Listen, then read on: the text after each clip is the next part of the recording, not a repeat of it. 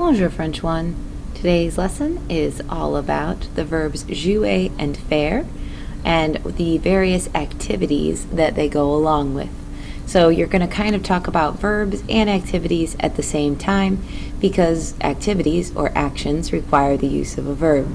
So the first verb I want to talk to you about is the verb jouer. You've seen it before. It means to play. And it gets used in a variety of sports and activities, and you've learned a couple earlier in the year like jouer au baseball, or jouer au football, or jouer aux cartes, to play cards, and jouer aux échecs, to play chess. And it is just a regular old ER verb, but just in case you forgot its conjugations, you know when you conjugate an ER verb or you change the ending on it to make it match the subject, you have to drop off the ER and add those very specific ER endings, which include s, you know that good old song. So if you want to say that I play one of these sports that we're about to learn, you would say je joue. If you want to say you play one of these sports, you would say tu joues, spelled differently with the es, but it sounds the same. If you want to say he or she plays whatever sport it is, il or elle joue. If you want to say we play, nous jouons. If you want to say y'all play, vous jouez. And if you want to say they play, either ils or elles jouent. Now the reason why we needed to review that is because there's a lot of activities that use the verb jouer besides the four that we talked about earlier in the year. Here's some more to add to it. We've got jouer au basket, or you can say the full phrase jouer au basketball, just to play basketball. This is a fun one, jouer à des jeux vidéo, which is to play video games. Jouer au hockey is to play hockey. Jouer au tennis is to play tennis. And jouer au volley is to play volleyball. They're also going to give you a brief lesson on talking about playing instruments. Now, one thing I want you to notice is when you talk about playing a sport, it's all jouer plus an A word, usually au, just like how it was jouer au basket, jouer au football, jouer au baseball.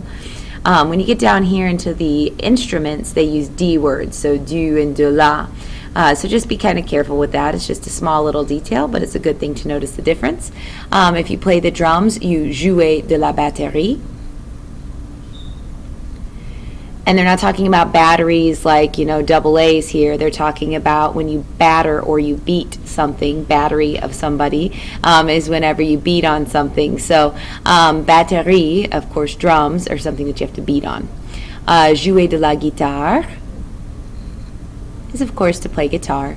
And jouer du piano is to play the piano. Pretty basic stuff. A lot of these are cognates, but it's important to realize that we talk about playing these sports and playing these instruments, so they all require the use of jouer. That's different than the next group of verbs that we're about to learn, or the next group of activities, because they all use faire. We've seen faire throughout the year as well, with faire en pique-nique, to do a picnic, faire du vélo, I think we've already learned, with to do biking and things like that. So faire means to do or to make, and it gets used with another group of activities and sports that we're going to talk about here as new vocabulary in just a moment. The problem with faire is it's an irregular verb, so it doesn't follow the ER verb pattern. You'll notice it doesn't end in an ER, and it actually doesn't follow the RE verb pattern either. So this is one of the three verbs that you're actually going to have to memorize in this section. We talked about it a little bit before spring break. You saw it in one of the packets that we did right before spring break. So it might look a little bit familiar, and we're going to have another specific note section on it for next class. But to go ahead and kind of plant the seed about this irregular verb of faire, take a look at these forms. For the je form, if you want to say that I do these activities that we're about to learn, you would say je fais. For the you form, to say that you do these activities, you would say tu fais. For the he or she form, to say he or she does this activity, it would be il or elle fait, pronounced the same but spelled different. To say we do the activity, nous faisons. To say y'all do the activity, vous faites. And to say they do the activity, ils or elles font. So let's get to the activities you can use this with. All kinds of activities that you talk about doing, not that you necessarily talk about playing. For the most part, we don't talk about playing surfing or playing jogging, so it kind of makes sense that they would use the word faire here. But we'll start off with faire de l'aérobic, which is to do aerobics. Faire de l'athlétisme is to do track and field. Faire du jogging is, of course, to do jogging. Faire du patin à glace is to do ice skating. Remember, glace is ice cream, so you might be able to remember patin à glace is ice skating. Faire de la photo is to do photography. Faire du skate is short for faire du skateboard, which is to do skateboarding.